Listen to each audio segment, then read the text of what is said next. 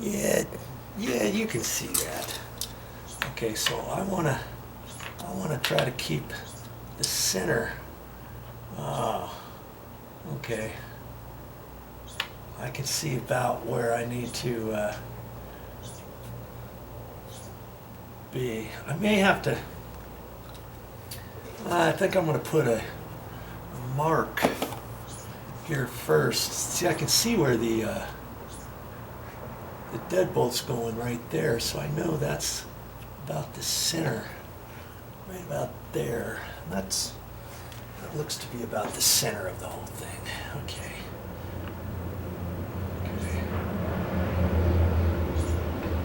So now I've got to hold that, and then I just mark it with my sheetrock knife. Okay.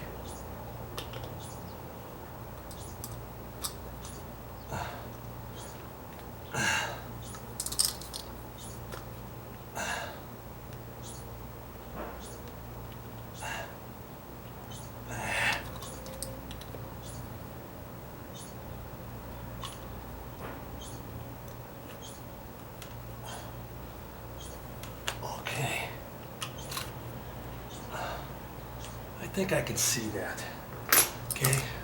So I guess what I could have done is I could have held that up there and put those two little screws in here too, and then scored it, right? I could do it that way too. And then get a little bit tighter score line. Okay, that's your next step. Okay, in fact, I showed you how to score it or mark it that one way, and I can mark it this way too.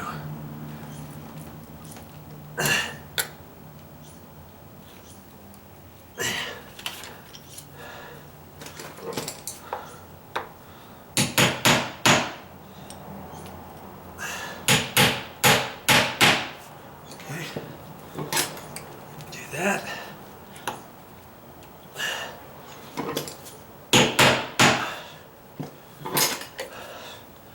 And now I would have to put those screws in, and if I'm going to do that, I'm going to have to pre-drill those two little holes. I don't want to just ram the screws in because I could split this door jamb off. So I'm going to pre-drill that with small drill bit, put the screws in, hold that up there like that, screw it in so that I can then mark it.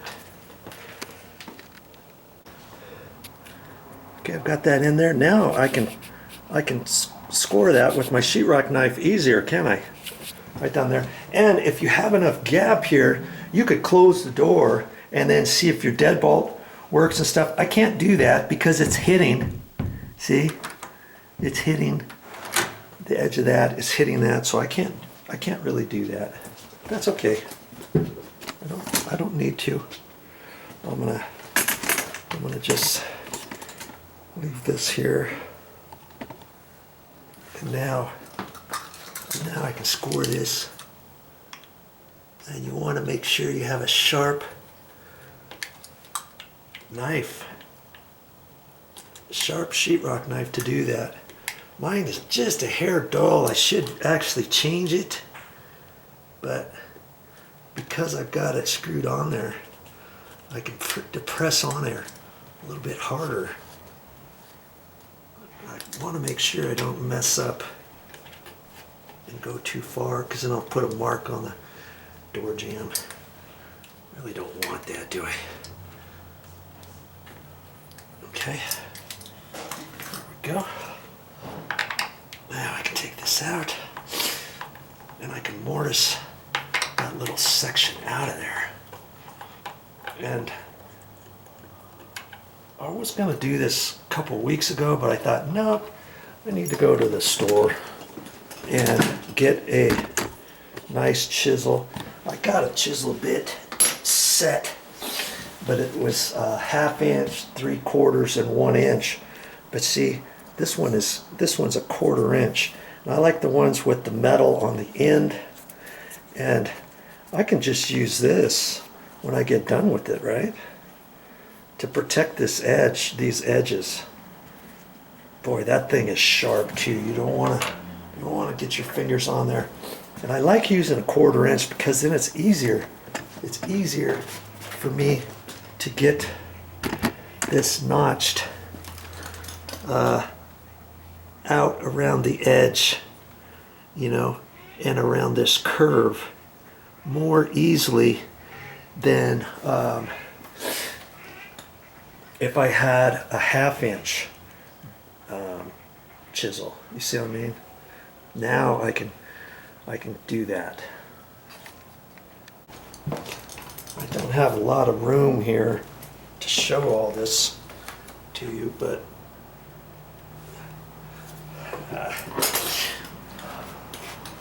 the light's not very good here.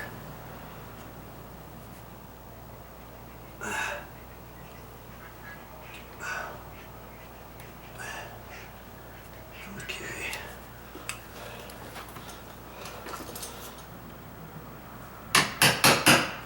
I'm just gonna kind of go around that curve.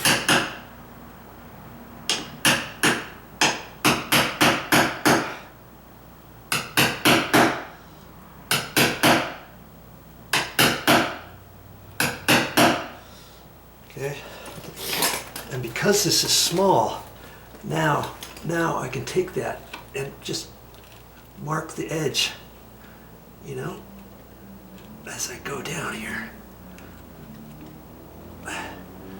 and get that curve. And then I'll look up here where this curve is. I want to be careful. I don't want to do it too hard or anything to put a mark in there.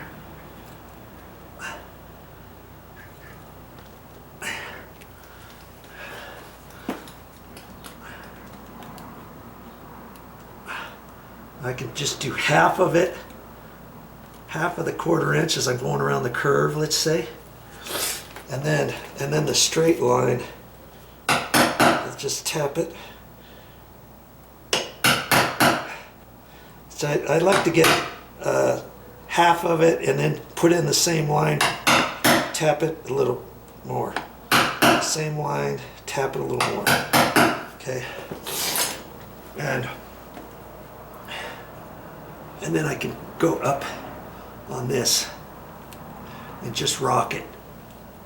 And I don't have to go in all the way. This is just my starter line. Okay, I could have done that side one with my sheetrock knife too. Sometimes I do, and do it give it a couple scores. But you got to be real careful if you're doing it that way. The last thing I want to do is hit any finish nails that they installed on the jambs. You always want to kind of check on that.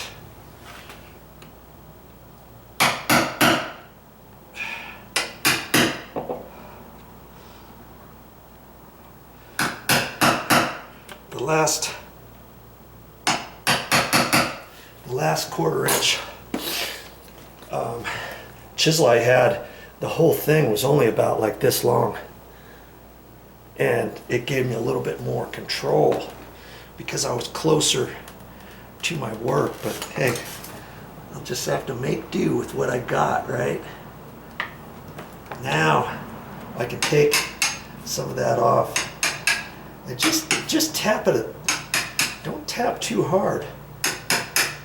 Last thing you want is to go too much and go down beyond your line, because I can shave off the rest of that after I get going further.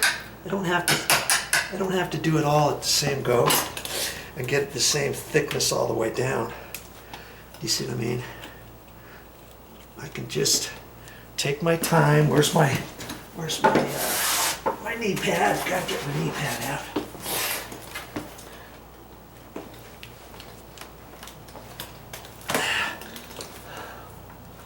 Now I can gently score on this, or I can tap that think I'll tap the first bit so I'm down below the finished door jamb, right? And as you're doing this, wood has a tendency to slice off easier one direction rather than the other. You're going to have to be aware of that, because if you want to only go down so far, then maybe it takes off too much because the wood's going the wrong direction, the grain. Let's see, I'm just gonna score this a little more.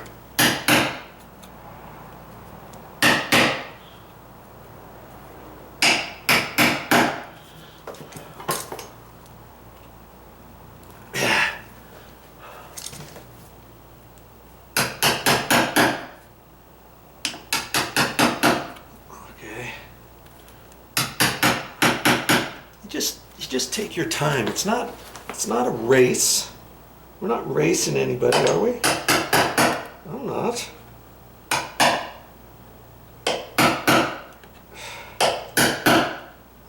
I'm going deeper now.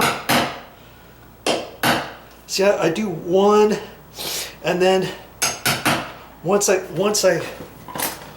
chisel the first one there, then I move it over. And I only go halfway, so I'm in the same line before I do the next little bit and the next little bit and the next little bit. You see what I mean? That way my line is always this continuous.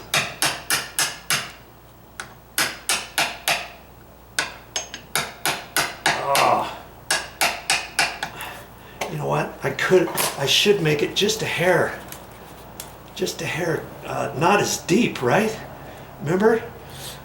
Where that was, I was going to have to put a shim on this side because it was sunk in just a hair too far.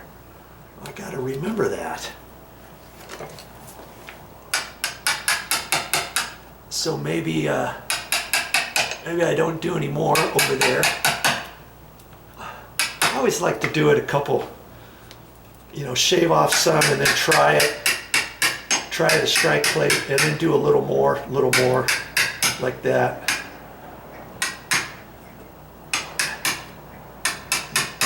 I'm trying not to make that as deep as the rest. Now, that way I can hold this up there and see where it needs to be. And see, I didn't go over far enough over here. So now I can kind of tap it. And I know the top, that top edge could be shaved off just a hair. Just a little, right there. Okay. Man, this thing feels sharp, but I don't know if it's the wood. I just haven't used a chisel like this for a long time, but after a while you get used to it and you can start shaving off stuff. Oh, I had it at too much of an angle, I think. Then you can just push on it. You don't have to use your hammer, right?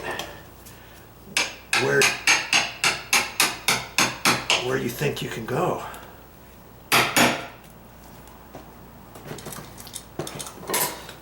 Okay. I'm gonna hold that up in there like that. And yeah, it looks like it's gonna go right in. Looks like that's gonna go right in there. Look at that. Okay. There. That looks pretty good. In fact, yep, it's flush.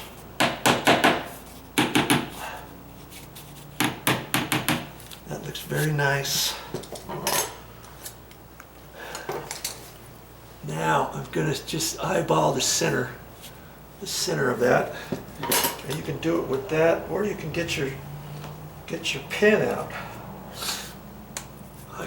I could eyeball it with my Sharpie. Okay.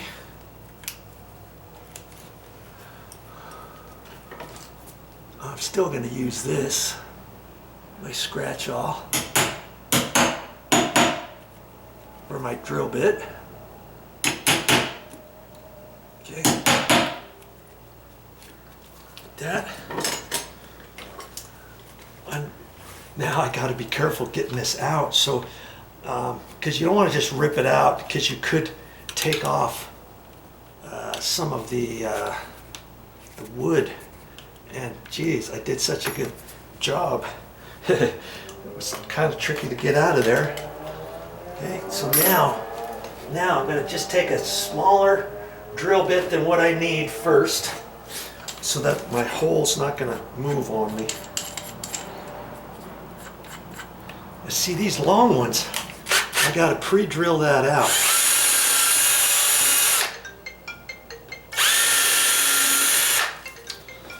Okay, I'll be right back.